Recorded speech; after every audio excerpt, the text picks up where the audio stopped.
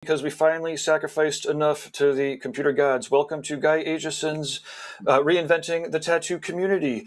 You can find us live multiple times a week in the Reinventing the Tattoo community. If you go straight to community.reinventingthetattoo.com or either of the mobile app stores, pick your poison, Apple or Google, search for Reinventing the Tattoo, give it a download, and positive reviews to all of the stores, please. Constructive criticism straight to management at reinventingthetattoo.com. Okay, this is, it's Machines, Magnetism, and Mayhem with Tony Urbanek, and we've got a great lineup. Greg from Veritas Manufacturing, Kevin Riley, and Gary Shoemaker. Okay, because we sacrificed, I have to run through this really quick. I want to talk about our upcoming professional development. Every Monday at 9 o'clock at night, we've got a subscriber exercise with Guy Aitchison. So it's a yearly subscription. You get his whole canon, started off as the 3-ring binder, turned into the college textbook with all the DVDs. We moved it online, and now it's in a really awesome online learning format, all sorts of videos, as well as these weekly Monday exercises. Guy pulls straight from the book. Everyone draws them all out, beams them in, gets critiqued. It's awesome. So that's Mondays, 9 o'clock. We've got, Andre Malcolm's doing a koi sleeve design seminar. It's happening in 2 or 3 weeks from now, unless you're watching far in the future, and then you can catch it on replay. If you go to courses.reinventingthetattoo.com, you'll catch all of the upcoming ones and the replays. Tony Urbanek's got one where over the course of 8 weeks, you can build yourself a tattoo machine with hand tools, filing it out, and he does it every week. It's awesome. Courses.reinventingthetattoo.com. BJ Betts is up there, Bob Tyrell. Let's see, weekly free events through the community. We've got Reinventing Drawing Groups that happen on Sundays at 1 o'clock with Jason Leeser. Fuck, I can't get his name right now that I'm paranoid about it. He's awesome. He talks tons about iPad. He's got a million iPad hints, and it's Sunday afternoon, 1 o'clock. Lots of people drop in. It's great. Monday mornings at 9 o'clock in the morning. This is all Eastern. We've got Jake Meeks from the Fireside Tattoo Network.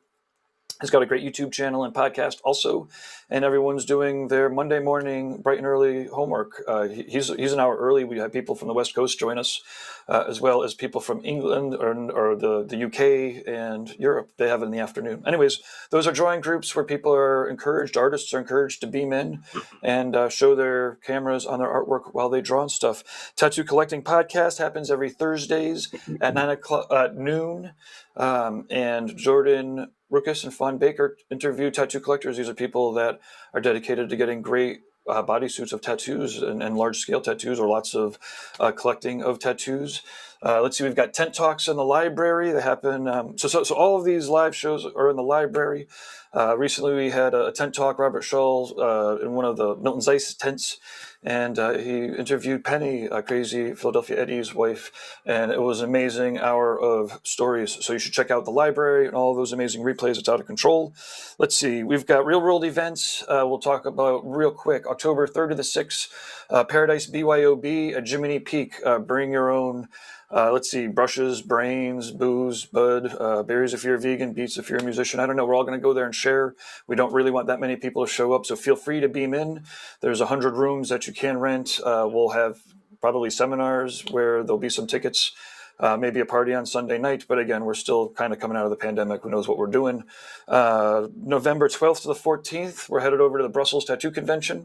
This is going to be a little mini reinventing event. Nick Baxter's coming over, Vano's coming over, and then the three of us will do seminars. We will beam in a drink and draw or one of these painting jams or something and have some real world meetups. So not only will we catch up digitally, but we'll be able to see all our European friends in person. Next year, we've got, the Rock River Tattoo Art Expo, tattooartexpo.com, July 8th to the 10th. It's Cliffside. It's awesome, right on the river. That's happening July 8th to the 10th. Tony Urbanek's got the Rubber City Tattoo Invitational happening July 29th through the 31st. 29th to the 31st. It's pretty awesome. We'll be also setting up there and doing seminars and beaming in with people.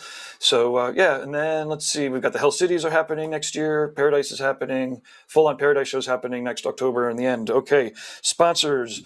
Dermalize is a healing wrap. It's designed to breathe. So if you're still using cling wrap that's designed to not breathe, that's one of the main differences. It's Dermalize worldwide. You can check out all their videos. They are DLize Pro in the United States. Thank you, international law, copyrights, and all that. But Alex founded this over in Italy. It's pretty good. You can check out all their videos, the people that are using it. Rawpigments.co. They're getting they're acrylic free and vegan. They're not vegan free. I said vegan free a couple times, and I realized that's definitely not the right thing. They're vegan. Check out their rawpigments.co. Inkjetstencils.com is where you do all your reference on your computer, either on your iPad or your Photoshop or whatever on your computer, and then you could print out your stencils. Andre Malcolm has a couple of videos where he's printing out like sleeves and back pieces after he treats them out. It's pretty cool. That's Inkjet Stencils. We definitely always want to thank tattooeducation.com, GuyAitchison.com.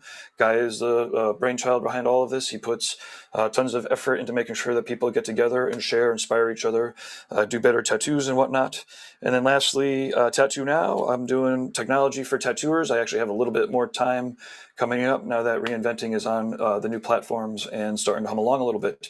So yep, that's tattoonow.com. And okay, I am going to hop in the background here. Thank you very much, Tony, for getting this together. Thank you for all the guests for being patient.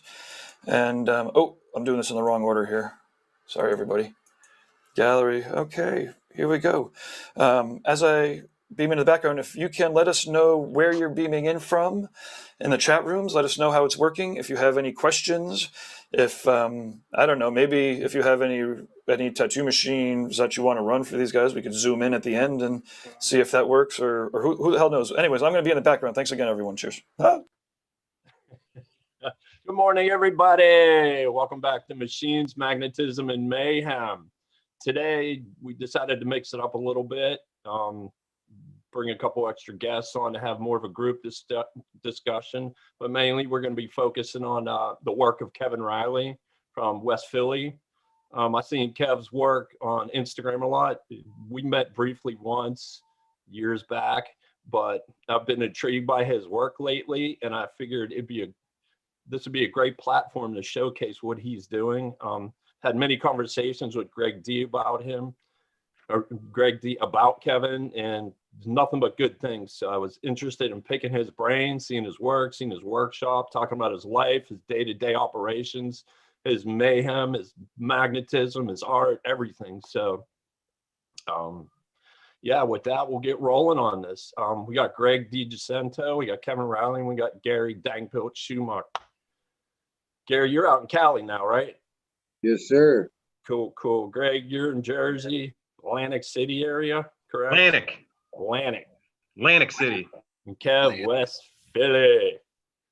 So I guess we'll just go through and introduce everybody again. From what I understand, Gabe's taking questions on the platforms during the streaming, so we'll be accepting questions. If you have a question for a specific person, just tag them out in that so we know. But we'll just, today's about Kevin. So Greg, you want to take it away? Yeah, I don't really remember like when I met Kev, but we hit it off right away. I think it was at like Skindustry in Allentown or something. And I don't know, we're sitting around having some beers, talking about various ways to manipulate finishes for tattoo machine frames, and you know, we just like hit it off right away. I think a lot of the stuff that he's doing is super fucking cool. The bench cleaner stuff that he's doing is fucking amazing, and it's a good way to get rid of your garbage. That's about it, man. I don't know. I mean, it's like it's good, dude. He's making good stuff, and he's a good ass dude, and that's pretty much it. You know, what else can you say? Nobody like prompted me to make this introduction, so this is it. Like, you know, like, when the club, good ass dude. What else are you gonna say? Like, that's it. How long did it take you to write that? It took me Man, come on. Splits. So Kev, tell us about yourself, your beginnings, your influences, your art, and then we'll just get rolling from there. I grew up in rural Pennsylvania. I started tattooing in 1995 while I was still in high school.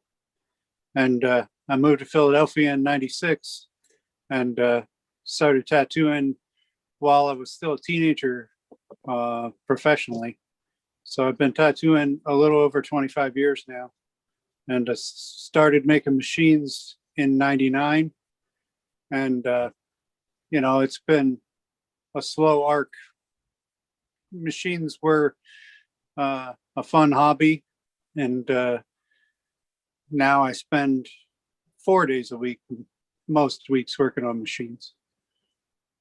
You're still tattooing also. I see some pieces you put out now and again on Instagram.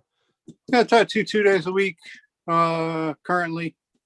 I was tattooing 3 days a week before the pandemic, but I've sort of flipped to just 2 days a week now. I enjoy tattooing and I like using the machines. So if I wasn't tattooing, I wouldn't enjoy making the machines the same, because I feel as though I gotta really keep using them in order to keep enjoying making them. If I was to just finish it and put it into a box, I think I would be weirded out by, I don't think I'd enjoy it as much. Right. Yeah. Gabe's pulling up some. Hey, Gabe, pull some pictures back up if you can. Like that splash, the initial splash page. Yeah. Here's some pictures of Kev's machines. Some cool stuff, man. Oh, yeah. They're pretty all over the place. Yeah, that's awesome. You gotta, keep it fresh. Do you like to mix it up a lot instead of getting? Well, it says your site shows for itself that you do mix it up a lot. You get into a bunch of different styles. I never really do runs of machines. I only do batches, and so the batches are always completely different machines. 1 week it'll be, completely different from the next week. This week I'm working on stuff that is mostly more involved rebuilds and some more complicated, like multi-piece milling ones. But some weeks it's all CNC machines. It just depends on what people order. Right. But I enjoy doing different things, and I enjoy the problem solving aspect of it. Okay, so rolling back, we were talking about your beginnings, how you got started. What you said, you moved to Philly in '96 and started working. Is that correct? Yeah. Who did you work with? The first shop that I worked at was South Street Tattoo. It was right on South Street. Sort of it was a wild shop. It was bikers and drugs and it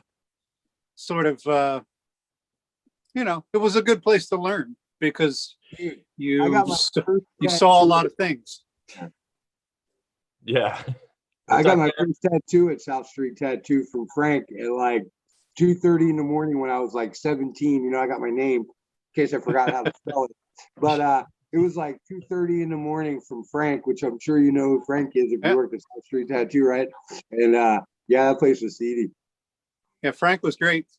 Frank really, I was a teenager. I wasn't even 18 yet when I started tattooing there. So Frank didn't give a fuck and just was, he saw enough in me that he was willing to give me a chance. And, I was really thankful that Frank always treated me fair. And, he treated everybody fair. He was a wild dude, but he was always fair with the customers and fair with the employees. So now you're out in West Philly. You have your own shop in West Philly. No, for the last 20 years, I've worked at Studio One. It's just outside of the city line in Delaware County. It's sort of near the Philadelphia airport. And so I've worked for Paul Palladino there for all that time. And Paul's retired the last year, and Greg Montone is taken over the shop. And so we'll be on to our second generation. Shop's been open for 30 years. So when you worked in South Street, well, I guess I'd have to roll it back a little bit. So we're geared more towards the machine thing now, but how did you acquire your first machine? What was your first machine? And then I'll leave. I mean, my first machine was a homemade tattoo machine that a kid in my high school had made. Okay. And so that was the first tattooing that I ever did, was a kid who made a tattoo machine out of an electric toothbrush, but he sucked at drawing. Yeah. And he just thought that I drew better than him. So he was like, you should do this you should do a tattoo on me because you're better at drawing. And that was the first tattoo I ever did. And then we got interested in tattooing, and we found a shop that was shady enough that would tattoo the teenagers. And we started hanging out at that shop. And the guy who owned that shop gave me Spalding catalogs. And then I ordered a Spalding set. And so I was doing all the wrong things, fucking up the kids in my high school. That's about right. I feel that. I mean, whatever. Been there. It worked out pretty okay for you, Kev. Carry it across forever, you know. It's like not that big a deal. Yeah. I mean, I try to be pretty okay with people who are finding their own way starting. It's a better way to do it, to find an apprenticeship. But, you know, if somebody is really a person that they're just motivated for it, it's hard to really fault somebody for like trying to do something. And so, you know, I don't sell tattoo machines to people who are tattooing out of their house, but I don't lecture them very much either, because, you know, most people start off from a disadvantage. And hopefully, if people show aptitude, they'll find their way to a shop, because, you know, it's better to work underneath a big flashing neon sign than it is to work in your bedroom. So, Right. I feel like back then, when you're talking about to start out on your own was so much work anyway. Oh, Like yeah. now you go on the internet, you Google it up, you're like, hey man, look at this. I could buy stuff and learn stuff. But back then, if you wanted to learn to tattoo and you were on your own, man, you had to put in the legwork just to figure out where to get something, or to like scrounge up a little piece of information. And now, you know, it's just so much easier. You can just Google it up. But so You got to know what to Google too. yeah, no, I'm not saying Google necessarily, because there's a lot of bad information, but Yeah. I'm just saying it took a lot more legwork, I think, a lot more effort. You had to really want it more back then to go on your own, because of the amount of effort it took to find something or figure anything out. Where now you kind of go to Amazon and it might be crap, but you can get it. Or yeah. You know, I mean, I didn't know shit when I first started working at the shop. Like, you know, I really was only interested in like punk rock, squatter culture stuff. I didn't really know much about anything that was good about tattoo culture. And it wasn't until I started working at that shop and I started working with Sonny Tufts. You know, Sonny worked at that shop, and Sonny was a real character. And, you know, Sonny just showed me all the stuff. You know, I had no clue about any tattoo culture, but Sonny was like, well, here's Tattoo Times. Here's all the books that Hardy was putting out in the 90s. And he just opened up my eyes to like the greater community of tattooing. You know, I only knew it from a punk rock standpoint. And, you know, that wasn't really like showing me the culture of the whole thing. Yeah, that makes sense. I think you and I ran about parallel in our careers in the 90s when I remember those times. I worked in a street shop in Oakland. That was my first shop, and it was all punk, hardcore, metal, and I was real ignorant to the history. And it just seems like, you know, hearing your story, it's very parallel to mine, where you go back and you look at your beginnings and where you've come to, like, for example, there was an old tattoo artist here. His name was Animal. He's since retired. And I thought I was a hotshot rock star kid, like in 94, 95, doing conventions, you know, just full of my own shit, basically. And then he said to me, you didn't put your time in yet. You need to learn the history. And I was just like scoffed at it, like, nah, who cares about history, because I'm moving forward. And it took me years to realize what it was worth. Now, getting back to what you're talking about, South Street tattoo. I remember hearing about South Street way back in the day. I mean, I was super lucky to just like sit there all day with Sonny. Like, Sonny was a person that knew all the history. He was like, had an encyclopedic knowledge of everything. I mean, he had worked at, before Sonny had started tattooing, he was just sort of like cleaning up and helping out at Lyle's Museum. Sonny was from the Bay Area. Well, he was from Oregon, but he had lived his adult beginnings in the Bay Area. And so he had already known all that stuff by the time that he got out to Philadelphia. And I mean, he changed a lot of people's minds in Philadelphia about traditional tattooing, and, you know, just seeing what was happening in California at the time, we probably wouldn't have known about it as much. So but Sonny was that link. He had all the good people come through. Like, you know, good people worked at South Street in the 90s because they came to visit Sonny. Right. And it was past its prime by the time that I got there. You know, like in the early 90s, it was all good, the best people coming through. And it had sort of been, you know, new shops had opened and drugs had fucked up a lot of stuff. Yeah. And so it was not on the upswing the years that I was there, but it was still a shop that had a lot of good things to teach you. And, you know, some of the things that taught me were what not to do. You know, I learned a lot of things to avoid from spending time with Sonny. You know, Sonny was a character who had a lot of faults, and he had a lot of really positive things to share, but he was a self-destructive person that, you know, got himself into a lot of trouble a lot of times. So anybody who knows any stories about Sonny knows that. Yeah. he had lots of troubles. What's that, Gary? I almost find that hard to believe. A tattooer? You're wait. I'm definitely hearing that right. It's such a shame, man, because you see it happen so much in tattooing, right? Like people that just seem to have it all, like you said, know the history, or they're just good at the shit or whatever, and then they go down this destructive path, and you're just like, man. It just you know, this whole thing appeals to the destructive person, you know, like the idea of tattooing and the idea of, like, you know, quitting society, especially in the 90s time frame. And you know, the kids who came into it from punk rock and skateboarding in the 90s, they came into it because they were trying to not be part of the bigger thing. And the people who came into it in the 80s and late 70s because of biker culture, they were trying to not be part of it.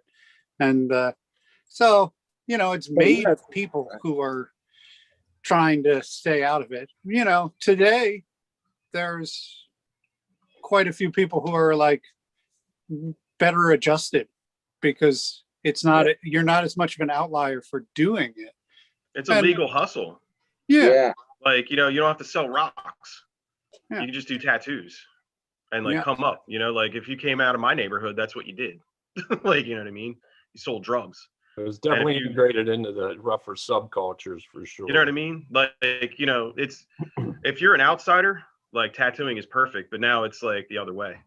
You know, there's like, it's, you know, there's people that, you know, could have like full-on careers in anything else, and they're like, oh, I think I'll try tattooing. It's like, well, why? Like, you know, it's more meant for, I mean, for me, like, you know, I wasn't going to college. You know what I mean? I wasn't, you know, it wasn't in the plan to like have a career, you know, and tattooing saved my life because, you know, it was something for a guy like me and a guy like all of us to make a living doing something that we love to do. And it, you know, you didn't have to, it wasn't like fucking working at Target, you know, like you had to like, you don't have to show up with a uniform on and punch a clock, you know? Yeah. And I think that appealed to like the people that used to party hard too. You know what I mean? Like Yeah. people that party don't want to punch a clock and don't want to wear a uniform. So, I mean, just to, you know, elaborate on your point.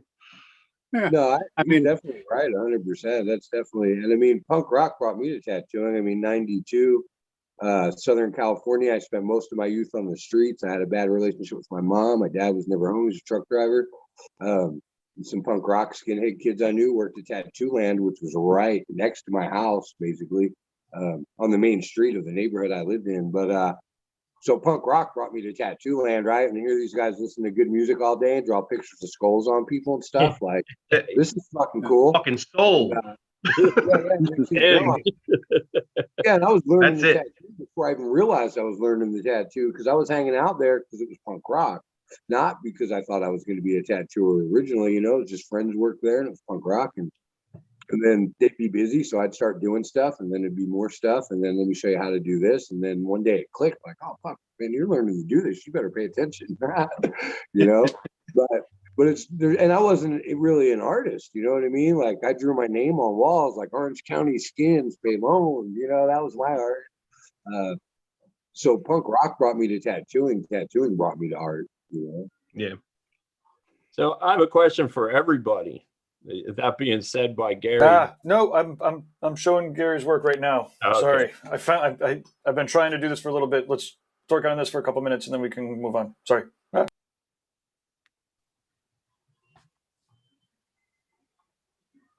So this is I'm just want to show off. It's Dankbuilt at Dankbuilt for Instagram, right? Yeah, this is Gary's work here. I've known Gary for quite a many years.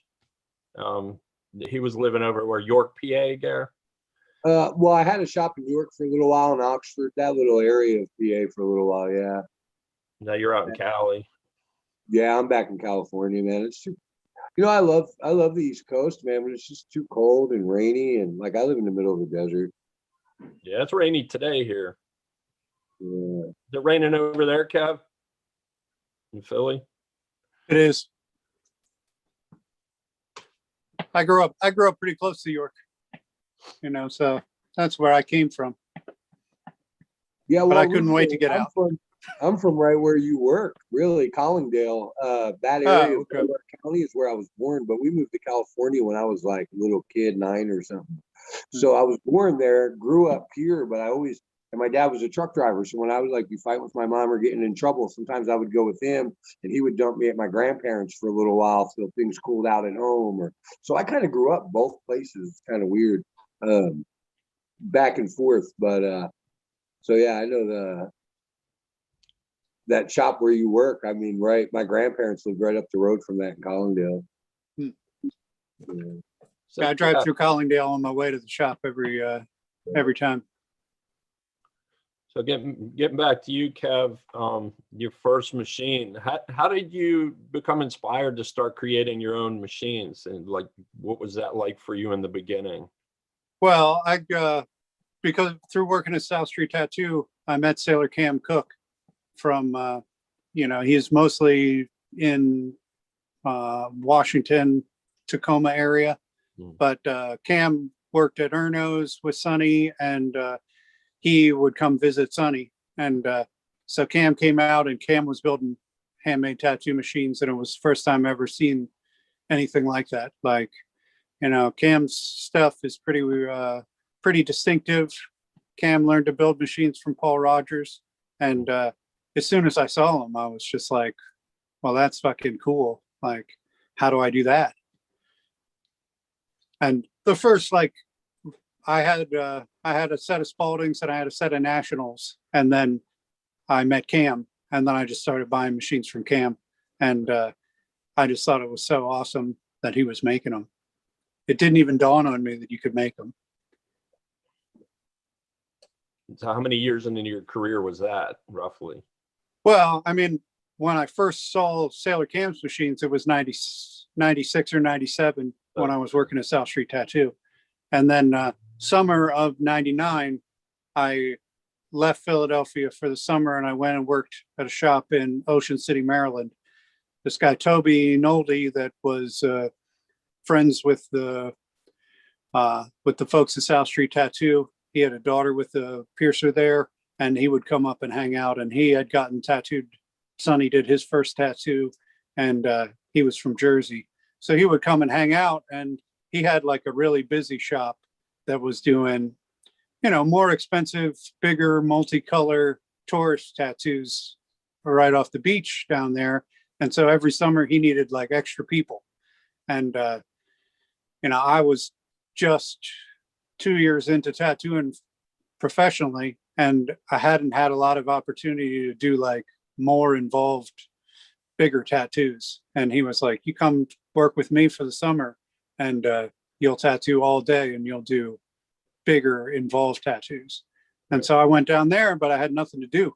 He had a workshop, he made jewelry, and he had made, he didn't make machines like all the time, but he had made machines, and he was friends with Sailor Cam. And so Cam had worked at Toby's shop numerous times. And so they had a great workshop in the back room of the shop, and I had nothing to do the whole summer. I was just working 7 days a week tattooing, and all the downtime I had, I fucked around in that workshop at Toby's shop. And Toby showed me all the stuff that he had and was like, you know, do whatever you want with all of it. And, you know, Toby really Doesn't he have a shop in gave me Delaware now? opportunity. What's that? Toby shop in Delaware now? Yeah, he sold the shop in Ocean City and to one of his long running employees, and now he has a shop in Newark, Delaware. Yeah. He still has that shop in the back too. Even though I Yeah. don't think he makes jewelry or does much with it anymore. Yeah, that I mean, know. when I worked for him, he made all his own jewelry.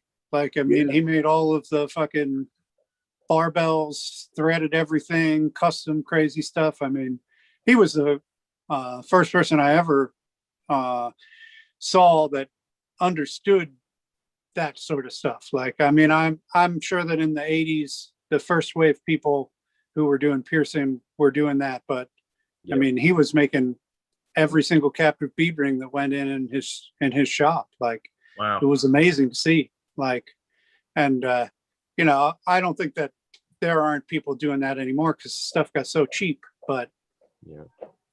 you know, No, Toby Creeper- was just a person that really like let you know that if you wanted to make it, it could be made. And that's a incredible. good thing. That's a good thing to get in your head.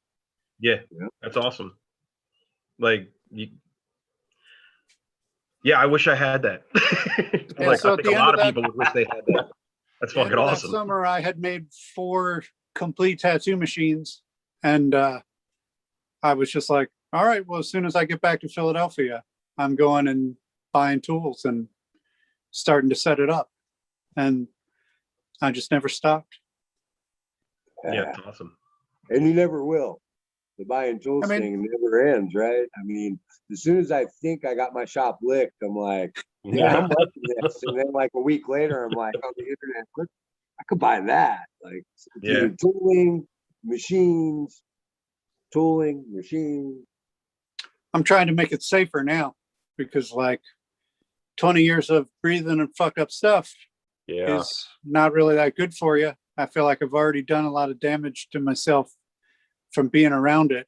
So this Yeah. last year, I've been trying to add more ventilation and dust collection and be better about a lot of that stuff because, you know, It's an interesting. it's a long life, longer than I expected it to be. So Yeah. And the punk rock beginnings, I was like, I'll never make it past 21. And then but yeah, I'll I never mean, make it past 25. it's easy to think that way because that's sort of the world you're living in. Right. And you know, then you get to a point in time where you're like, I guess dying is actually pretty hard. Yeah. And Life is long. then- You say life is short, life is long. yeah, You know, I mean, it's long as shit. thankfully it is. You know, I think people start saying that stuff because they're so insecure about living. You know, like, you know, your you're trying to be mindful of the future, but you don't want to be, because I mean, I'm not nostalgic in any way. I'm not like a person that looks back and thinks, ah, shit used to be good. Like, shit's great right now. Like, I'm not mad at the way tattooing is. I'm not mad at the way things are shaping up. You know, I want to make sure that I keep working to make things better for myself, and I can enjoy what I'm doing now. And I hope that I'll enjoy what I'm doing 10 years from now, even more than this. Yeah. Amen to that. I feel like a lot of tattooers really do want to like bitch about how it used to be good, but you know, it's our responsibility to make sure it's still good. Yeah. I think it's like a mixed thing, you know. Some of the things that have changed, I don't think are good, but I think without those, you wouldn't reap the benefits of all the good things that have come from it. You know, it's like anything, a give and take. I don't think it's perfect, but it's never been perfect. You know, it's never going to be perfect. Nothing is. But you gotta take some of the bad to get the good that comes from things, and there's a lot of good that came from the changes. You take the bad, you take the good, you take the bad, and there you have the facts of life. The facts of life. That's what I was getting at. Very nice. It's easy to idealize That's it. things that are already done. You know, people bitch about cartridges or rotaries or iPads or, you know, kids who aren't complete train wrecks of humans being involved in this whole thing. But, you know, I really think that the tattooers that we talk about from 100 years ago or 50 years ago, if new technology happened that would make their job easier, they were going to be right on it. Like, yeah, absolutely. You know, those Sailor Jerry or Cap Coleman or Paul Rogers or something like that, they weren't trying to like stay in some sort of a time capsule. They were trying to like continue to improve and continue to use technology to their advantage. Yeah, so, exact opposite. They were trying to progress it. Yeah. Every day. I mean, that's the people that I look up to the most as far as history and tattooing were all people that were trying to move it forward. Yeah. I mean, so yeah. The other thing, like, you know, getting stuck in like I don't know, none of that shit's on my radar. You know, like you know what I mean? Like, I mean, I use an iPad to draw because you can do 10 walk-ins in like no time, you know, and it makes your job super easy. But none of that other stuff's on my cartridges, you know, like those, like, you know, those machines and stuff. It's cool. Like, it's cool that they exist, but I don't know. I think the main point, the thing that I'm trying to say is like, just take care of your side of the street. You know what I mean? Like, don't worry about what everybody else is doing, and, you know, do your thing. You know, it's not incredibly hard to just like set those feelings aside and just like, you know, do what you have to do to make your tattooing better, make your shop better, make your environment better. Stop worrying about what everybody else is doing. And like, you know, it always seems to me also that like, you know, just there's turds that are going to get into any industry, and there's certainly turds in tattooing, but you know, there's a lot of people that start out on new, you know, cartridges, wands and all that shit. They start out on that shit, and that's just the time that they're living. And it's not a big deal because they usually weed themselves out. I mean, like, who cares? I mean, but think about, you know, how tight things were when you first started. You know, like you were oh yeah, you had 2 tattoo machines, or you had 3, 4 tattoo machines. You were really like, I mean, I can remember, you know, being like, maybe I'll be able to buy 4 more metal tubes next month. Yeah. Oh God, yeah. But, tattoo machines were expensive as shit. You know, somebody who's using the cartridges and they got 1 machine. Yeah. You know, it makes perfect sense for somebody who's like got a very limited budget. They're trying to build up their reality. You know, it's pretty appealing to be like, I have this simplistic thing that requires very few extra parts. And I mean, I just so think I can't there's a fault place anybody. for it all. Like, there's a place for that, and there's a place for what we do, and there's a place for that sort of thinking. You know, people that don't really care about the history, or don't really care to look back and see the progression of either tattooing or tattoo machines. There's a place for that because, you know, it's like Gary said, like you look at stuff like that and you think, man, we really got it good because we understand, you know, what it's like to like live through a slow season or like, you know, live through a slow week, you know, and we're full-time tattooers and we've all probably been full-time tattooers for many, many years, but there's people getting in it, dipping a toe in, you know, tattooing a couple days a week and then probably like, you know, going and, you know, being a bouncer at a bar or something. Like everybody fucking tattoos now, you know, like the guy parking your car, like, you know, doing a valet parking. He's like, yo, man, you do tats? Yo, I do tats. Like, what the fuck you mean you do tats? I mean, like, you know what I mean? There's like everybody. It's like, you know, the guy at Wawa's doing tattoos. Like, who the hell knows, you know? But there's a place for all of it because it makes us appreciate what we have. You know, it's Yeah, like, I mean, it's cheaper to get into than before. I say it mean, again? I said it's so much cheaper to get into. Yeah. You know? Yeah. My Spalding kit was $600 Yeah. in the 90s. And, you know, now people come in with tattoo kits they're trying to sell to us at the tattoo shop. And the like whole kit costs $35. Yeah. Like, it's like mind blowing to think how inexpensive the stuff became. Yeah, I don't know. I mean, like people get mad and shit. Like you're gonna like, you know, like a lot of people that would be like super pissed at like all these kids and what they're doing now. But it's like, you know, what are you gonna do? Just go break everybody's hands? Like, you know what I mean? Like you might as well just. I mean, move on. some of them are going to be awesome. You know, yeah, some of them are gonna be awesome. Some of them are. Well, that's why I want to break their hands, man, because they make me want to break mine. They're so good at the stuff. Yeah. Well, I mean, I'm obviously not talking about people that are good at it. It's just like, you know, people that are getting into it like it's nothing. Like, you know, you jump into something and it's just like, yeah, whatever. I'm just gonna do these tattoos. And you know, those people don't stay in it forever. They're like kind of like tourists. They kind of hang for a little while and then they fade off. And there's nothing wrong with that. Like, peace. You know, like, there was a question I was gonna, and you led this perfect. You led me right back into this perfectly, Greg. There was a question I wanted to ask everybody. It was, when you first started tattooing or getting into the industry, do you felt like you were like kind of chosen to be in it, or did you will your way into it? You see where I'm getting at? Like, yeah. I kind of felt like did you life took me in that direction, and I didn't really have a choice. And once I realized that's what I was going to do, I decided just to put 200% of myself into it from then till now. So in the beginning, did you feel like this is what I'm supposed to do? Period. I mean, I just felt lucky to be able to make some money doing something I liked.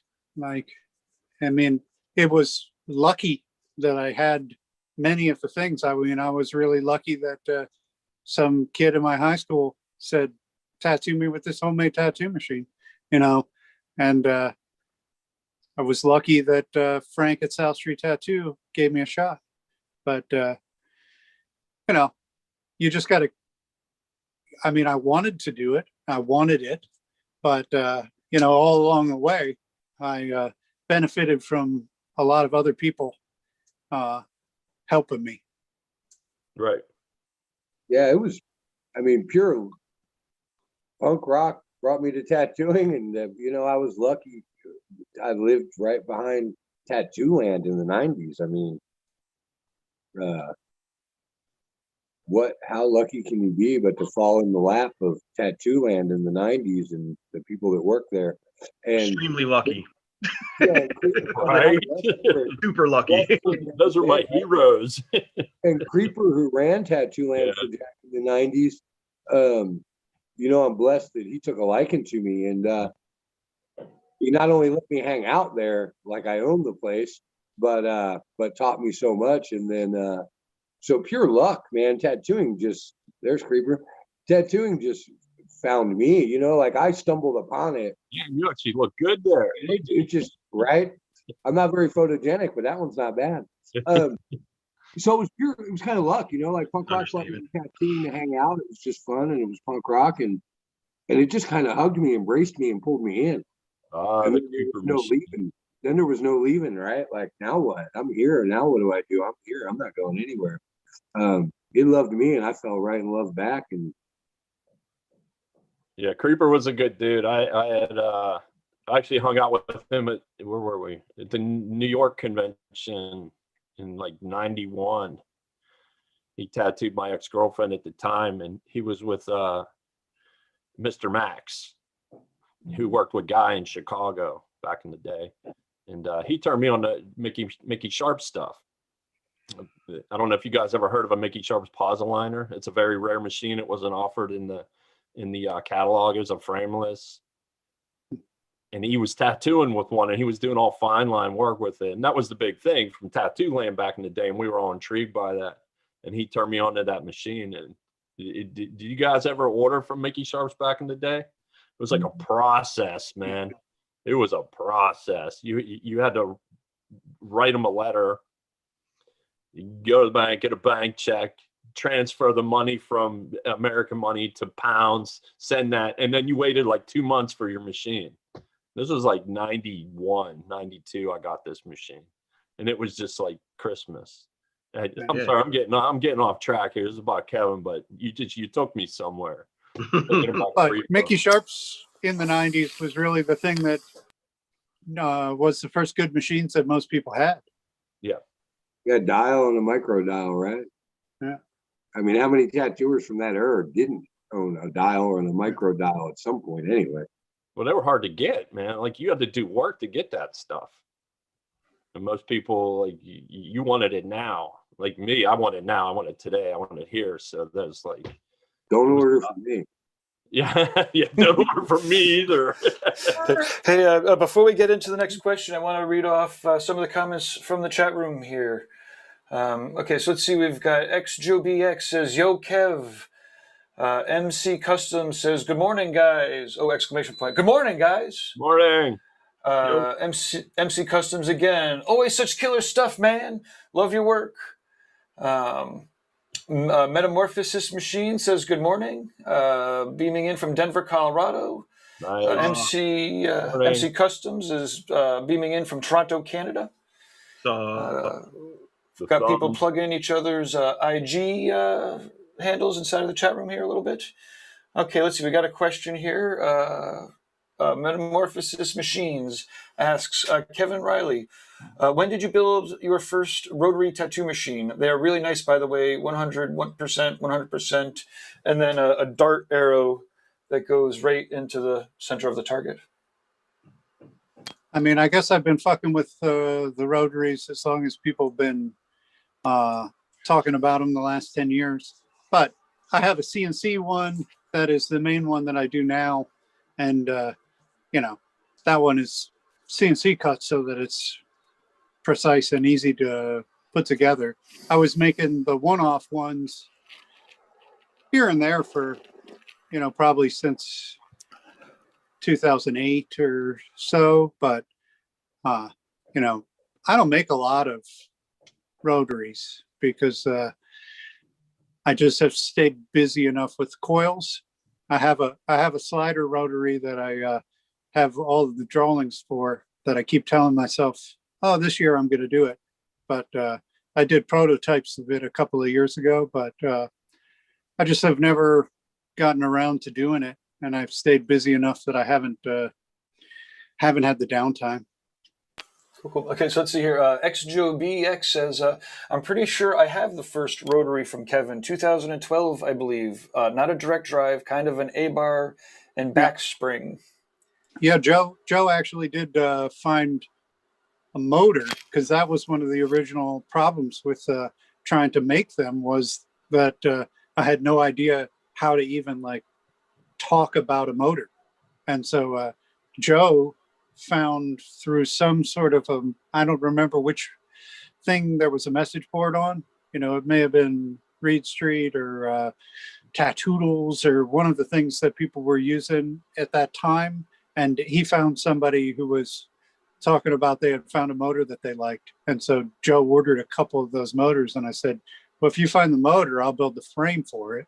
And so Joe definitely has, if it's not the first one, it's the first one that was worth a fuck. Nice. Awesome. Okay, so let's see. MC Customs, always a new tool, never enough room. Haha. Talking about the tool rooms you guys have, or the shops you guys also have here. Let's see. Sean Barrett says, did somebody say walk-in? Technically, they're call-ins now, right? Okay, let's see. In the YouTubes, we've got... let's see. Thumbugly says, I have an Apex Valhalla. I love the pen, but I'm very uncomfortable with not being able to work on it like my coils. I'd like an easy-to-clean pen that I could work on without voiding a warranty. Okay, what else we got here? That's above my pay grade, dog. Yeah, right. I build coils. Let's see. Greg Joseph in the Facebook says, shit, I remember the first thing I thought of was how to make needles. There's a couple needle making comments. Somebody else was talking about getting sick on the fumes. Let's see. Hey, man. Fucking make them. Flux in the morning. Make them. If you want the worst sinus headache ever, go for yours. Oh, terrible stuff. Nice. Let's see. Greg says, I love learning about our history. I'm so glad my wife found this stream and sent me the link a couple minutes ago. Just want to say, Tony's got a whole mess of interviews now at this point. So if you hit the Reinventing the Tattoo YouTube channel or the app and go to the library, there's a whole bunch of machine talks there. Also, putting some of these in the podcast too. This will end up in the Reinventing the Tattoo podcast. Okay, let's see. There's more here, but I'll let you guys get back to the conversation there. Just know people are listening from all over and they're having a lot of fun. This is great. Cheers. Are there any more specific questions for Kevin on there? Gabe? Anything? Well, let's see. Let me see. What's your sign? I was born in June. I don't know. I can't figure it out. All right, we were talking about like our beginnings and being punk rock and being self-destructive and everything now. So I want to move forward into this. Self-destruction takes on different forms, like spending all day in a machine shop. So yeah, no specific questions, a lot more comments and friendly words. And there are more people watching now than there were when we started. So you guys aren't driving people away somehow. We have 4 people now watching. They probably have tape over my thing right there. But where are you at in your life now, and where do you see yourself looking forward? Like any philosophies? Do you have family? Like it's about you, man. I mean, I'm thankful that I get to stay busy, especially this whole year of pandemic. It's been good to have work to do in my workshop that keeps me largely preoccupied on making stuff. Making stuff is what I enjoy, and if it weren't the tattoos, it was tattoo machines, and if it wasn't that, it'd be something else. But just lucky to stay busy and have the work. Do you have outside interests besides tattooing machines? Like, do you build cars? Do you build furniture? Like, I know a lot of guys that are creative just have to constantly create. It's just like, yeah, I mean, that's my personality for sure. I don't give a shit about cars at all. I look at them like they're tools, and so I don't really have any interest in cars. But I would be making something.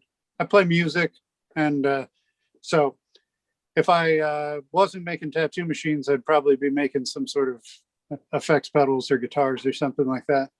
That's super cool. Yeah. Tell us about. I mean, as long as there's work to do making tattoo machines, it keeps my attention and it allows me to learn new stuff. I just ordered gold plating, so I'm going to be gold plating now. We'll see how that goes. I've been nickel plating and copper plating for probably the last 10 years.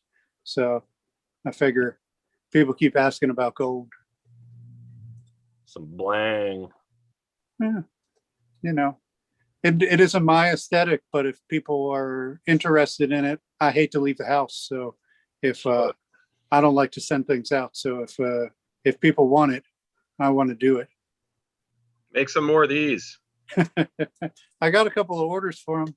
This is like a little modification to the little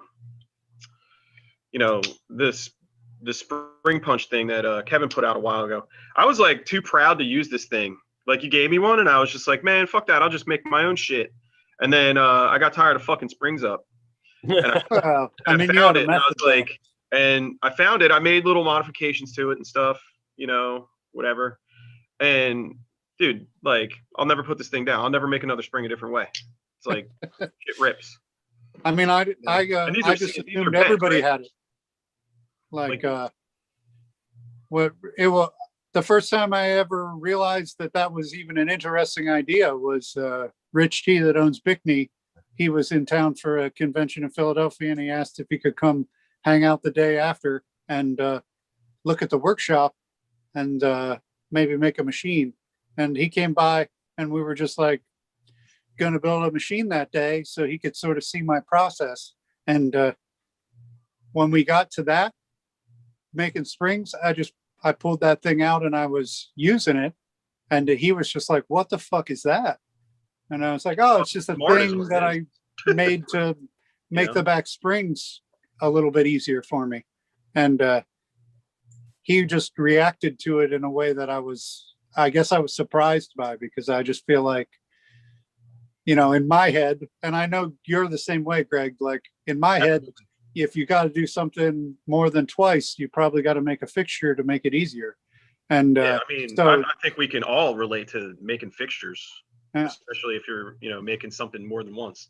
Yeah, I mean, yeah, why set up for one thing? Like you're Yeah. setting up. Like, why would you set up and do one? I mean, your I thing like is doing just things the hard mind way. blowing. oh, I'm sorry, I didn't hear you, Gary. What? I said, because I like doing things the hard way. I mean, Yeah, real I mean, quick like, from the chat we're room. all like borderline fucking Amish. Like, you're like, So real quick, Greg in the chat room is asking where he could get that spring thing. I Peace, I son. just sell them direct right now.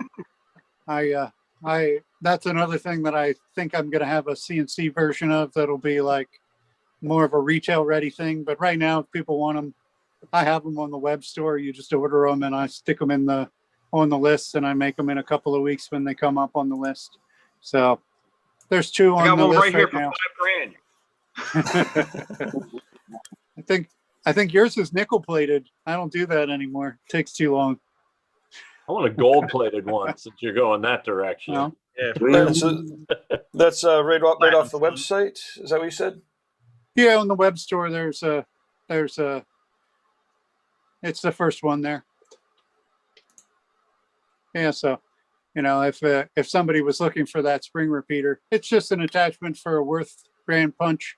So if you already have a Worth brand punch and you're making springs on it, it'll make making back springs easier. If you have standard geometry that you use all the time, you know, then you can make multiples. You got a newer one. That's a they put on Tama. Tama ones too. Worth got sold to Tama, so Okay.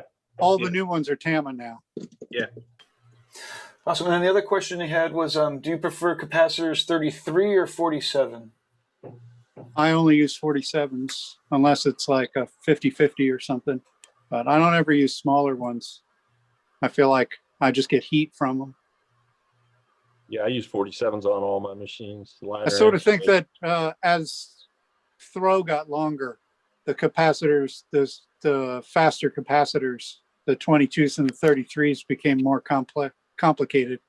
I think that we're asking for longer throw out of machines, and those little ones don't like the longer throw. They tend to heat up. Awesome. MC Customs says that spring punch is so killer. Oh wait! Exclamation point! That spring punch is so killer. I use the standard quick set and lay them on their side. Okay. Emmett Saber Reedy says, Emmett put out the link in the chat room on the Reinventing community. Thank you, Emmett, for doing that. And then, yeah, that's basically store.kevinriley.tattoo-machines.com/product/rear-spring-repeater. Just go to kevinriley.tattoo-machines.com and you'll get it. Okay, and MC Customs, you're doing it more than 5 times. Make yourself a damn jig. Okay. We got some claps from Boston on the YouTube channel. Okay, I'm back in the background again. Thanks, everybody. So what are your plans for the future, Kev? Like, do you do a lot of conventions? Do you do a lot of travel, or do you just like to sit tight?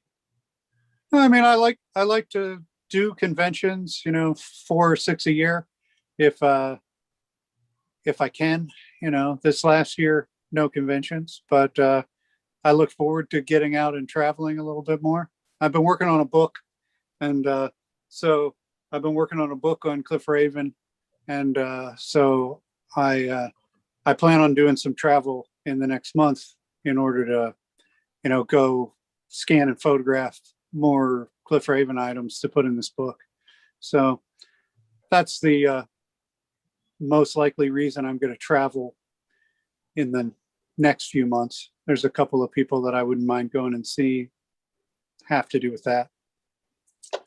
Pretty I gotta close. bring it up. CD. I got to throw props to him. Are you good friends with Skyver, Mike Skyver? Yeah, I know Skyver, and I went to the museum, and we always chat at conventions and stuff like that. I don't know that Skyver has very much Raven stuff, but it sure was a tragedy that his museum burnt down. Right. Yeah, there's a lot of history there. He managed to save a bunch of things. I didn't know if he was on your list to go visit for Cliff stuff. Yeah, I mean, I surely would like to talk to Skyver. He's like a person that I'm sure has some great stories. Yeah. I don't know if he. Yeah, you got to get him on here. Yeah. I don't think he would have known Cliff, but he probably does at least have.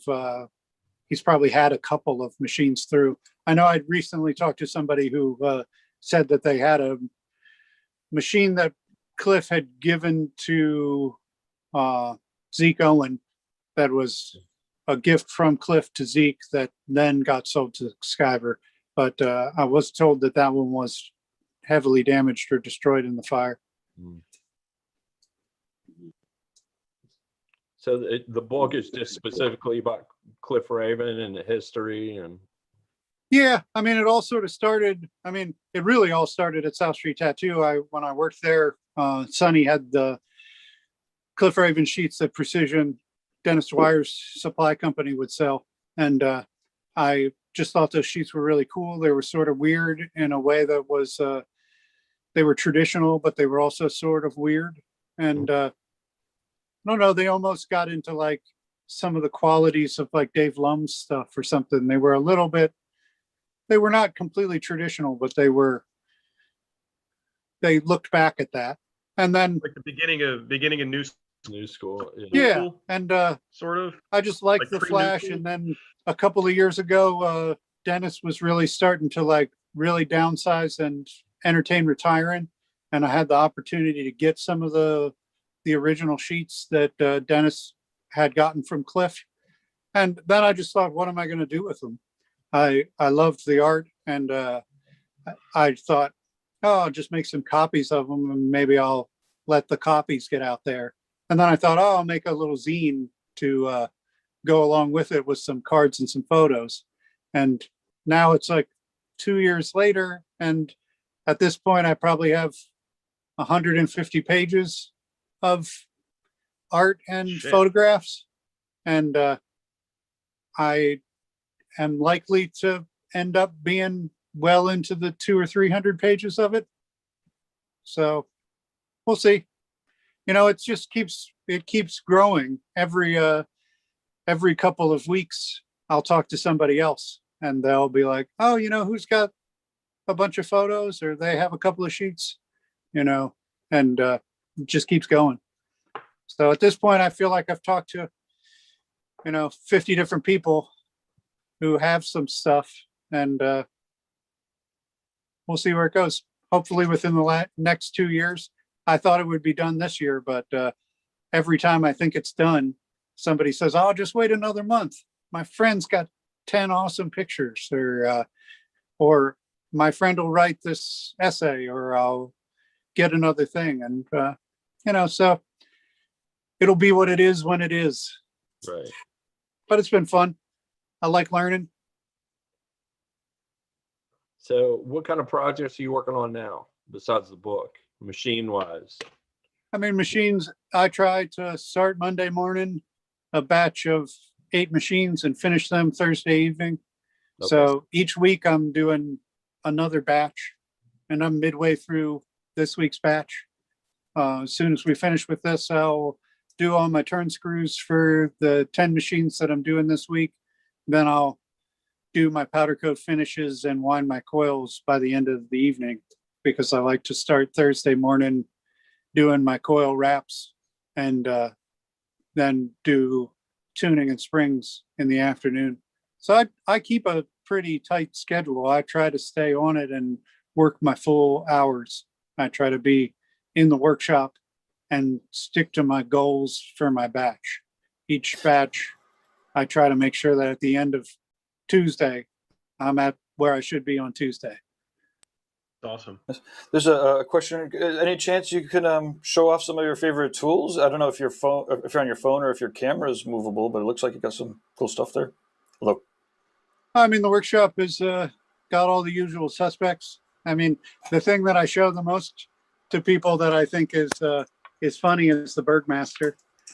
If I was going to show somebody a tool that I think is just a really funny, interesting tool, it's Oh yeah. this little Bergmaster.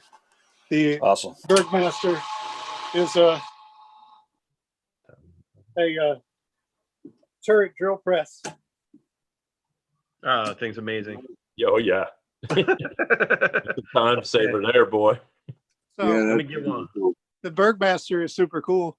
If I only have the Bergmaster set up for doing binding posts, because it is a little bit of a pain in the ass to set up and index all of the different turret positions on it. It So has a Tapmatic on it.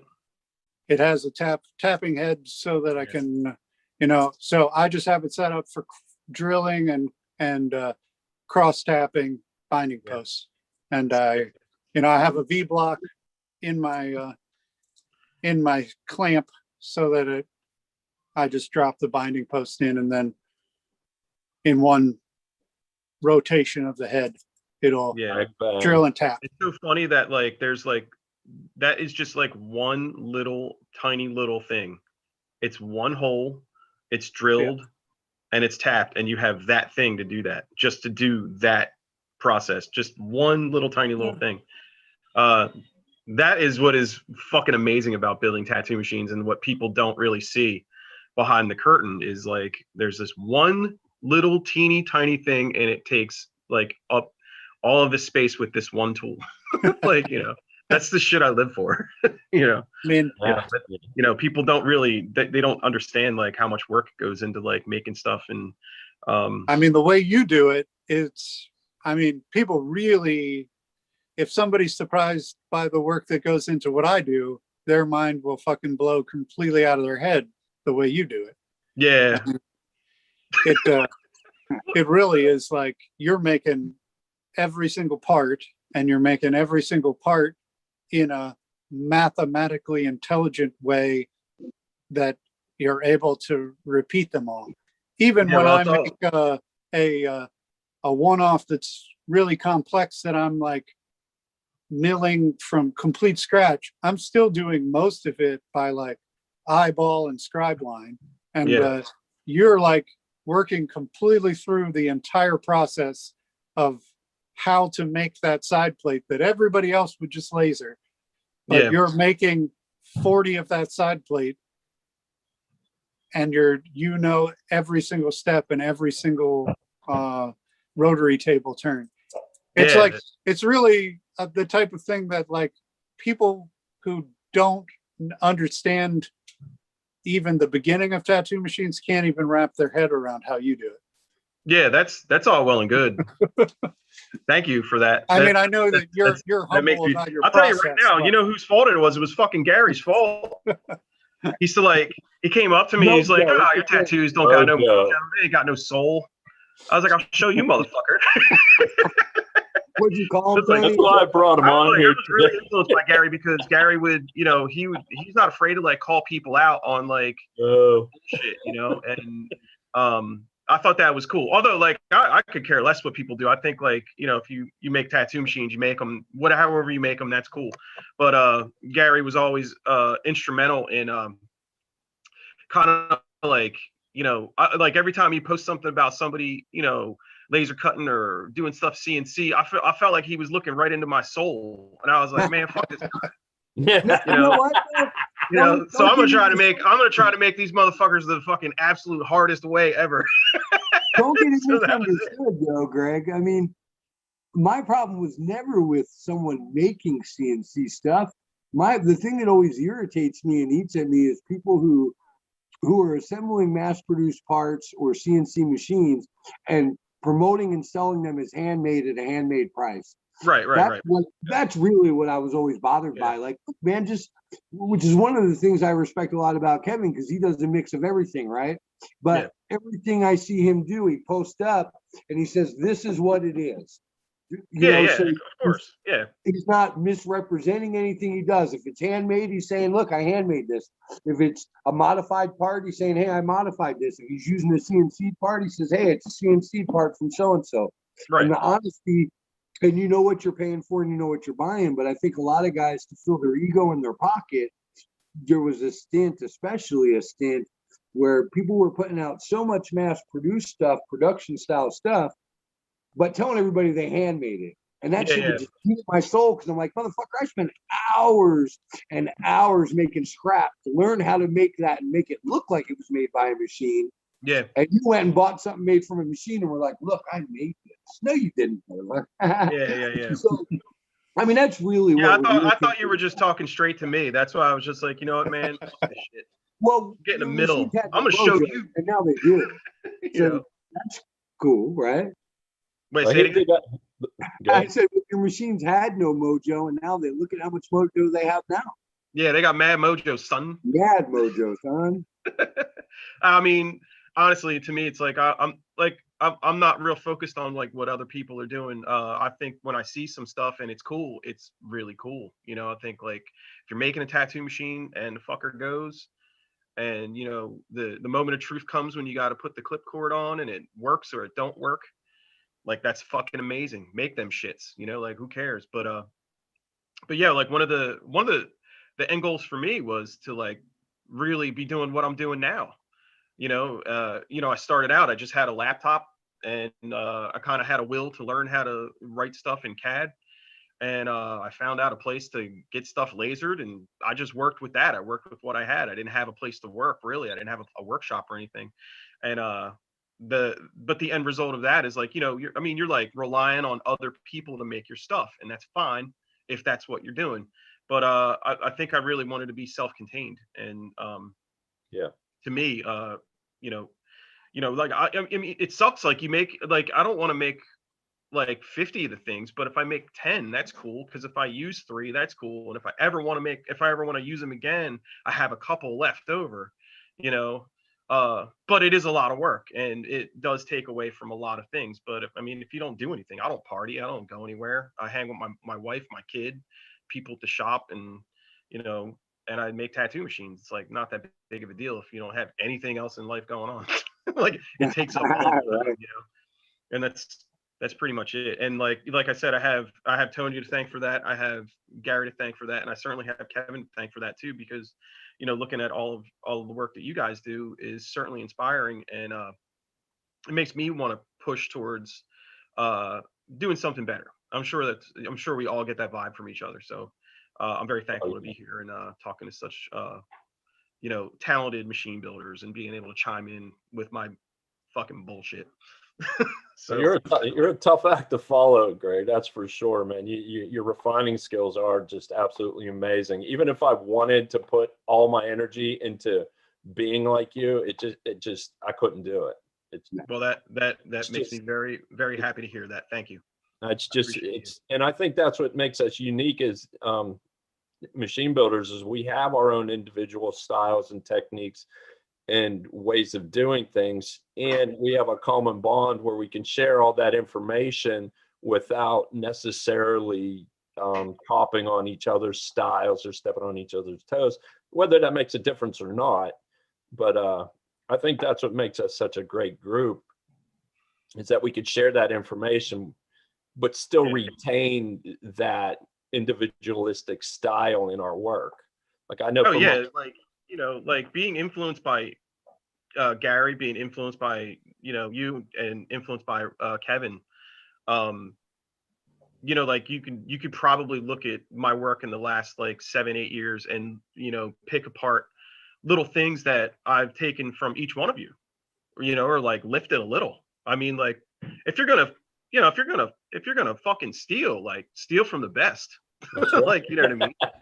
Like, why would you steal from something that sucked? You know what I mean? You look at stuff that stuff that people. I look at Gary's stuff for years. Like I've never seen him make like anything other than handmade stuff. And you look at that shit and you're like, oh, how the fuck did he do that? I remember seeing him at the Philly convention once, and I remember trying to reverse engineer a couple little moves that he was making. He was with John Black. You remember that? Yeah. And I saw, like I'm like, let me figure out how you did this. And I like figured it out. And I'm like, oh wow, that's fucking amazing that you took the time to make this one part. And it's like so much work goes into that one thing.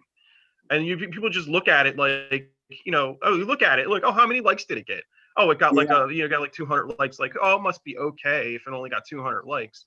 But in reality, you're spending so much fucking time just to make this one part, and just for like no reason. Like you're doing, like I said this before, it's like you do this shit because you love it, because why the fuck else would you do it? Like it doesn't make any sense to make that, spend that much time making something, like the only reason you do it is because you love it, and it shows, so like I'm hyped on what everybody's doing. I'm hyped, especially with all you guys, and I hope it shows in my work. I appreciate that as well. But what's funny is, man, I swear, like some people will only ask me about the price of a machine that has like, tri-metal binding post and contact screws and every screw's hand turned. And they'll be like, well, how much is that? And I'm like, oh, that's $1,000 machine. And they're like, oh, you're expensive, man. I'm just going to order this. And I'm like, well, no, I didn't say all my machines cost that much money, guy. You literally only ask me every time I post something. And I have 8 million hours in for no reason. And I'm paying myself a lot less to build that machine than I would to sell you a $400 machine, just because, like you said, no real reason other than once I got started, man, I couldn't stop myself. And I knew that no one was going to pay me for the amount of time I put into making that stupid fucking binding post. Yeah. There are always the machines you want to ask me how much, and then you want to act like I'm expensive. Well, dude, if you knew that I paid myself McDonald's wages to make that machine, yeah, but I paid myself a pretty fair living wage to make this $400 machine, maybe you would get like, no, I'm not expensive. That's not expensive. That's a fucking deal. You want expensive? Well, I mean, obviously, anybody haggling or trying to fucking get a deal can fucking kick rocks right there. I mean, like, please. Look, I got there's like plenty of fucking dickheads making tattoo machines. Go fucking bother them. Like who cares? Like who would sit there and be like, oh, you're expensive? Like, I mean, I think a lot of people just have no idea what goes into it. There's only a few people who can look at some really complex binding posts or something like that and really like wrap their head around it. The public, they don't even, most of them just assume that all of it is being made by a CNC machine. Like, I want to be a fly on the wall when Gary's making a knurled upright for a bulldog. I want to see that. People just look at it like, oh, it's got that cross threading stuff on it. And it's like, yeah, how the fuck are you doing? How are you making that? Tell me that. You know what I mean? I know how you're making it, but like, when people say, oh, I got this fucking like, just that one part, and like, oh, it's $1,000 a machine. Oh, you're fucking expensive. Yeah, they don't know like how much it takes just to make that one part. There's so much involved. I mean, I can look at it and know like that is a lot of work. That's fucking insane. That's more work than I would do. And I fucking, I do a lot of work. Or even simple things like etching, the chemicals that you're breathing in, like when you're doing Damascus or meteor. Yeah, we put our lives at risk. That's why it's $1,000. I'm getting fucking cancer over here. You're talking about why is it $1,000? Yeah. Or how many times I had to go to the ER because I got a shard of metal in my eye and what that costs. Like people don't get. There's a lot of work. I've never sold $1,000 machine. Me neither. So Gary, Ever buy Gary out in one? the desert, man, crushing shit. I mean, Honest to I've God, made a I'll lot give of them, myself but I've never less. sold one for that. Yeah, exactly. I don't know. After this comes out, we might have to all raise our prices. Yeah. I mean, I tried Sorry. really hard to make sure that there's a range of prices. And, you know, I don't want people to be too confused about what the options are. So I do try to like have on the web store the price like levels so that people can read about what's involved in each one. And so they can know that the reason that CNC frame is cheaper is because there's less handwork. And the reason why there's another option that costs $200 more is because that one I'm going to make the tube vise from scratch. And, Yeah.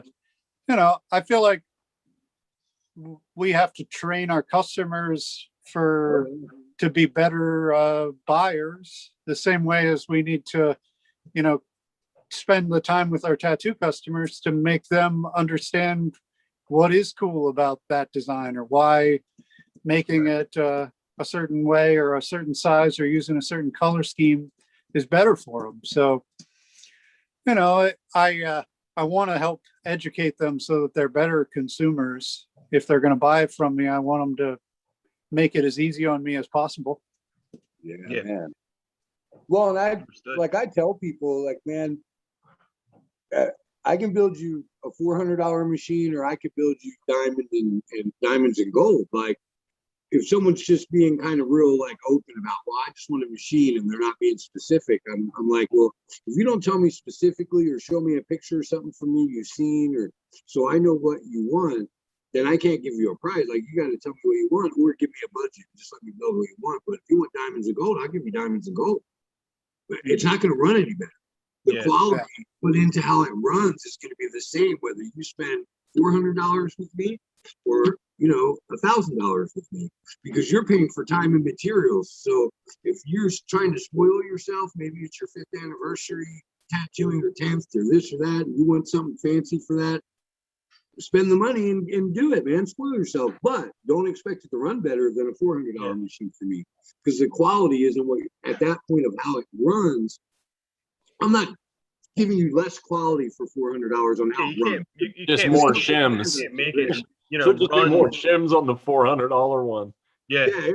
It's the same, you know, as far as how it Sorry. runs, the quality is the same coil core material, the same wire, the stuff that matters to make it run good. Yeah. But it's just you're paying for time and materials for me to do stupid shit that you might think looks cool, and I'm glad you do, because it's fun to make, you know. So Yeah. and I I'm always just thankful like, people are willing to pay for that, because otherwise I'd do it for free, and my wife would hate me because I'd be spending all this time and like being like, well, how are we going to pay the mortgage? You I can always build a just bunch of like make the shit I make. Like, I'm just making this, and if you want to buy it, here it is. Yeah, I'm with you And there. if somebody wants something a little custom, then like, yeah, cool. But I don't know. I It's like, enjoyed what it. was it, like what's his name? Oh shit. so much less stress to just build what you want and let people buy it, and if they want it. Yeah, I Just mean, do like it. I look at people's phones all day and do their tattoos like exactly the way they want them. Like, you know, I want a little freedom when I'm making tattoo machines. It's more satisfying to me to do it that way, you know. Or else you just end up making like a fucking, I don't know, like a Miami Dolphins machine or some shit. Like, Wow. you know what I mean? Like something with some fucking Yeah. stupid shit on the coils. Like, oh, this is my whatever themed machine. I'm like, oh man, I ain't doing that. I mean, Like, I enjoy playing off of people's crazy ideas. Like, you know, I mean, I look at it just like tattooing, that like my job is to like do the best job at it that I can. And not every one of them is my idea, but it's Right. still my responsibility to try to like wrap it up in a way that is still like pleasing enough. Yeah. And so I think I would probably get bored if I didn't have the structure of the custom order. Like, I feel like I would get lost only building stuff that wasn't pre-sold. You know, everything I build almost is pre-sold. So it's like I have an input before I ever even choose anything. you know, so Yeah. it's like I'm making that set of coils specifically for somebody who, you know, said they wanted it to be tuned for this and they liked this color, or they didn't like this color. And, you know, sometimes the only input I get is just a color they don't like. And I have one on my board right now that is like, the only thing that they told me is they don't want purple. Nice. But even that like starting point is good. I have their budget and I know that it's not purple. And that gives me a new idea. And it'll be fun to make just from that information. Yeah. Or like I you know, you look at a guy named like Jim Rosal, like that dude, like Yeah. you know, he hand makes a lot of stuff, and his finish is just raw dog finish. You know, his coils are this. They might have some sparkly tape. They might have just, you know, electrical tape on them. And that dude, I mean, you look at his Instagram, he's fucking building machines like a crazy person. And you know, that guy is like inspiring in a sense where it's like there's not a lot going on with his stuff. It's very no frills. I mean, in a sense of like, you know, dressing it up and stuff. And I respect that because like, you know, I mean, my stuff is certainly looking like a bag of Skittles all the time. But like, I really, and it kind of like segues into like how Gary does stuff too. It's like, you know, that raw polished metal, you know, heat blued. That shit looks fucking cool. That's like his signature. It's just like, that's like Jim's signature. And it's kind of like, you know, there's kind of a little, you know, it's cool to be, you know, to obviously cool to like take custom orders and have people give input, but it's also cool to like, oh, this is what I'm making. If you like it, you can buy it. You know, either way, it's really cool. I mean, I take custom orders, you know, all the time too, but for the most part, if I'm building a machine, I kind of just want to be left alone. Like, it's like, you know, that time making that machine is precious to me. And it's like, I don't want somebody else's input on it. You know, I just kind of make them and then that's that. If somebody wants something different, I'll make it. But I just put them up there, and if they sell, they sell. If they don't sell, that's cool too.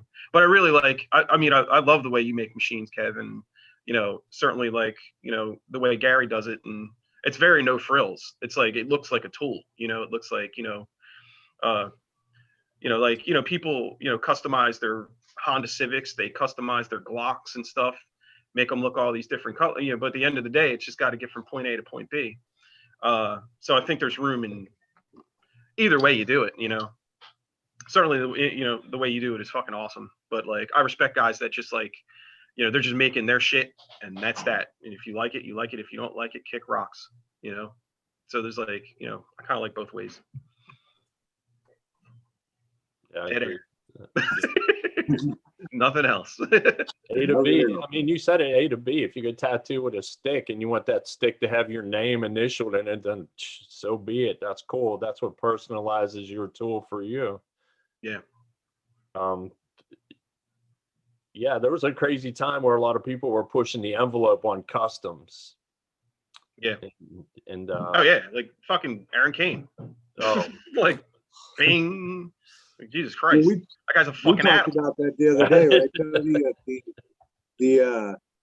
The early internet days with machine building. Oh yeah. You know, like we were saying the other day, man, someone would post a machine and I would look at it and I'd be like, man. And then I would go out to my shop and work 3 times as hard to try to build something cooler than that. Because like, fuck that guy, I got to build something cooler than him.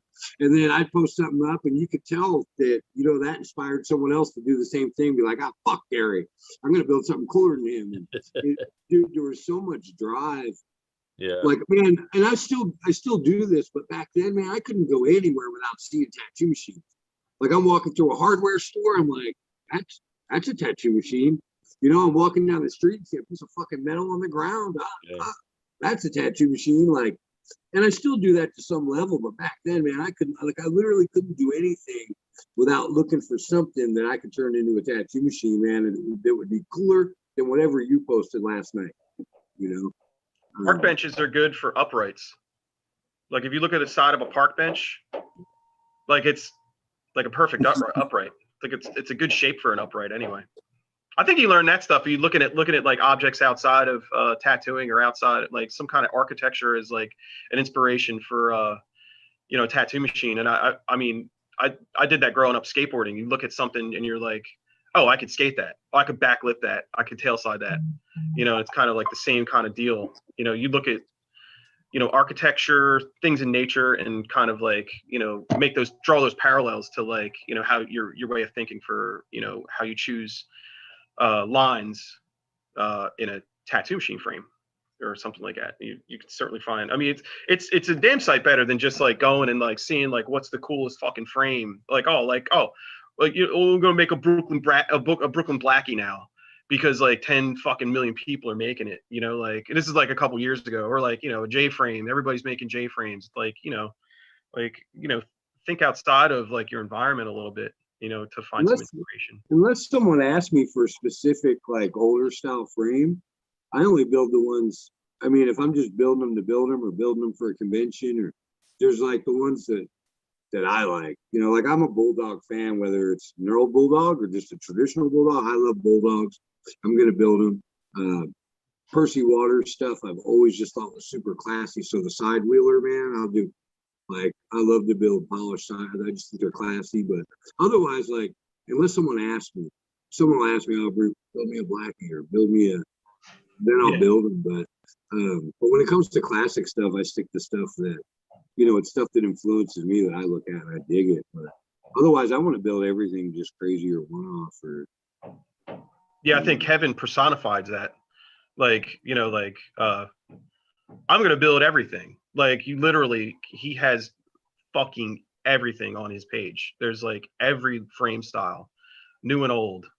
I mean, that crazy, like, you know, just looking at that, like the thing you chop that the, what do you call it, that investment cast side, that bronze thing with the horses and shit.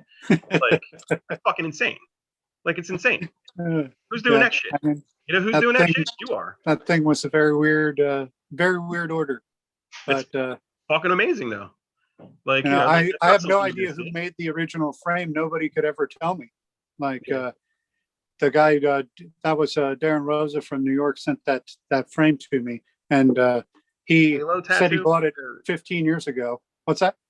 Is he Halo Tattoo, or is it no? What's the name of his shop? Rising Dragon. Rising Dragon. Yeah. But Crusher. Fucking Crusher, that guy. Yeah, and I mean, he's been at it for a long time. As soon as he ordered some machines from me, I was like, oh, I recognize that name from like 90s magazines and stuff. Yeah, Crusher, dude.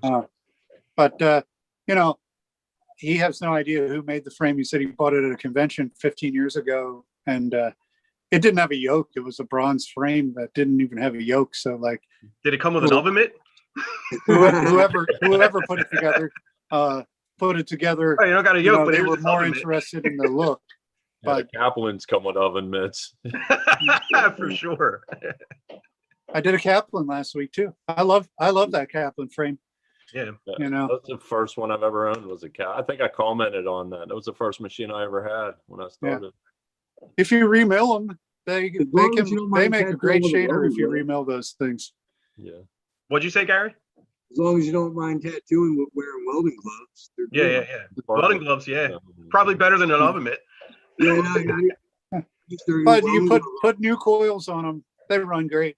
Yeah. I mean, I could tattoo with those things all day. They're awesome. It always seems to me like the more lightweight a frame is, the more it fucking flies, man. And I was like, I wasn't really against the bulldog. I never really made bulldogs like for a long time. And then I kind of started making these straight arms, you know, kind of, you know, probably because Gary was fucking crushing them, making them. And I was like, you know, these things fucking fly, man. Like, you know, like a bulldog liner hits fucking hard, man. Yeah. You know, they like, for whatever reason. I like building them because you have so much adjustability and geometry, and they still look like a bulldog. Even though, I mean, not like a traditional necessarily bulldog, like, oh, that's geometry-wise, but it still looks like a bulldog. So they're so versatile, and I like tattooing with them because the way they feel, the balance. Oh yeah. Like you have so much balance with them.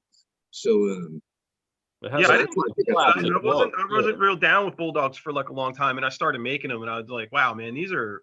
I don't know what I was doing not making these for the longest time. I was always hyped on like I've been hyped on J-frame style stuff because of Tony, really. got I one saw of those. a lot of the J frames he was making.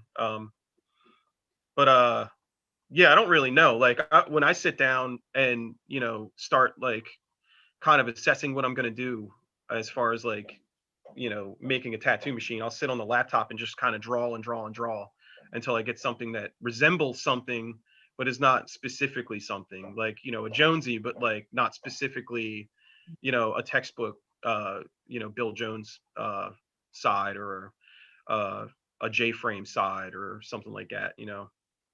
uh, I try to borrow maybe, and a lot of times it's cool to like take a couple different ones and like mash them up, as long as the geometry works, and try to get the shapes to work together. Every little spline is like, for me, it's like calculated, so because I have to work within the parameters of the tools that I have a rotary table and a mill, so like I'm trying to calculate these things, so and everything has to work in a specific order. You have to make cuts in a specific order to achieve like what you need to achieve. So I'm always looking at like like I said before, different things in nature, different things in architecture, trying to get ideas. And I think it's important, more important than just like trying to like just do whatever's cool, like, oh, J frames are the flavor of the month, let's do this, or like I think it's more important to like kind of like think for yourself and do things, or just steal. I don't know, whatever. Just steal. Fucking steal everybody. You just watch Kevin's page. He's selling all the stuff, so whatever he's doing is good. Yeah. We're Well, gonna this is buy the it. thing. You can't really keep up because he's doing so much stuff. He's doing so many different things. There's a couple of guys like that, man. I wake up every morning. I'm like, how in the fuck are these guys putting so much stuff out? Like they must just stay up all night and just bang this stuff out, because Yeah, it's amazing. there's no way. I have 25 years worth of stuff that I posted. It took me like 3 weeks. And then if you look at my timeline, there's a gap like 2 weeks, a week before I put anything up. These guys are crazy. You can't keep up with them now. It's nuts. Yeah, I certainly can't keep up. Evan's one of those guys that I've seen in my face ever since I like dove back in. Like I go in and out, but that dude, and that's what intrigued me by him. And I've seen his stuff through the years, but he's just like he's on it, man. He's on it. Agreed. That's why he's here.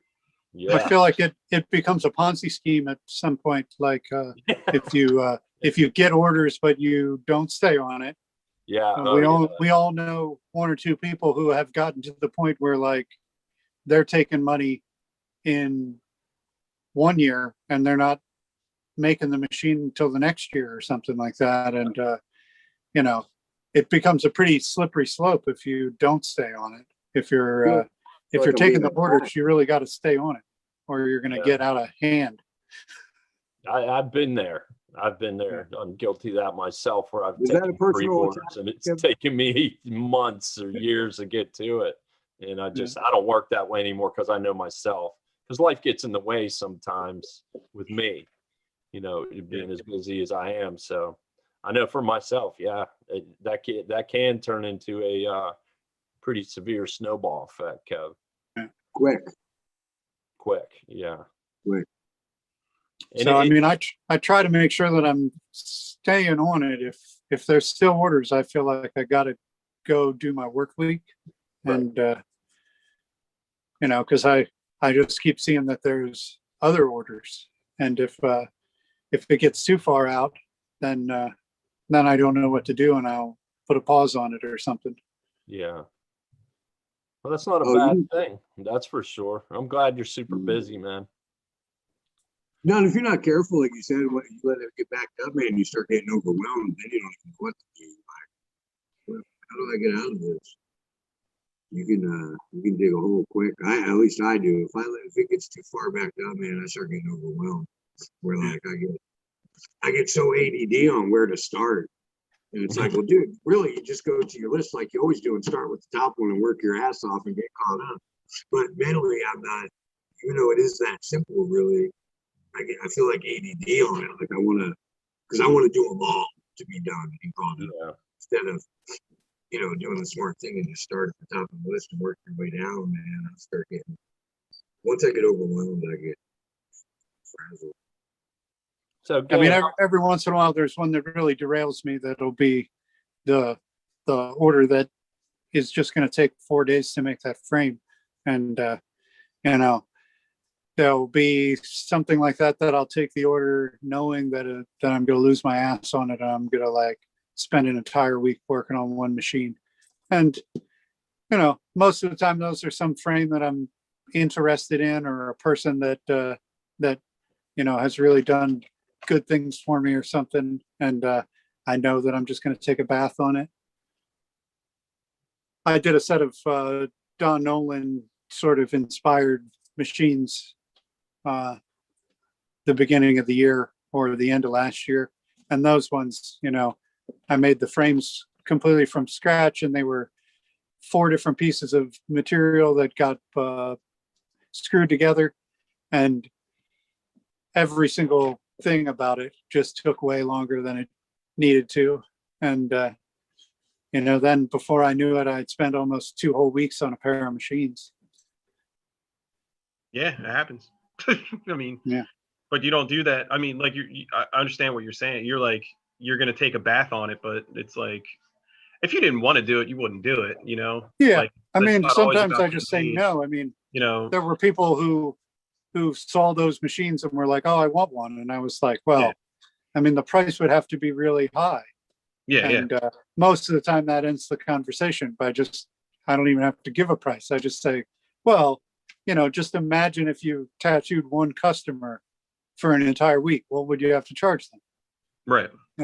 And so I, a lot of times, will just use tattoo terms on tattooers to let them know that, the pricing has got to be sort of similar. If I'm going to work on it for half a day, I can price it this way. If I'm going to work on it for 40 hours, it's a different thing. You can get a back piece machine, or you can get a palm size tattoo machine, right?